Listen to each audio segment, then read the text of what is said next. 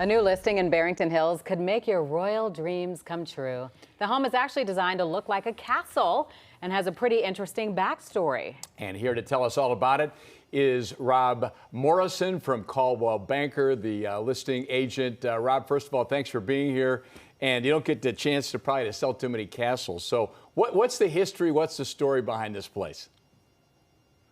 Yeah, so I asked the same question when I met with my client, and he said that his daughter had always wanted to be a princess and live in a castle. So that was the driving force for it, and that's the reason that they designed the home the way they did. This house was nowhere near this architecture when they originally purchased it. Yeah, I saw the outside and how he even had the etchings in and everything. I mean, it's really something. So what are people getting with this property? I was looking at the pictures. An indoor pool I saw is even in there. Yeah, so they really followed all the architecture, and there's actually a dictionary with all the definitions of architecture for specific castles. So just the little notches out front are called the battlement walls. It was back in the day in its history when they felt like they were under attack, they would have those battlement walls so that they could duck behind them. They had turrets, and the turrets have climbing towers in them with obvious little peepholes in them.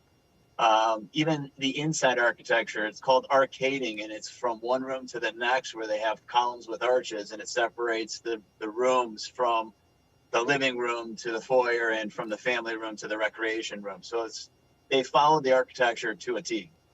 Okay, so Rob, give us the nitty gritty here. What's it going for? What are they asking for? How much interest have you had in it? I mean, this is a very unique place. Not everybody wants to live in a castle, but have you had good response so far or what?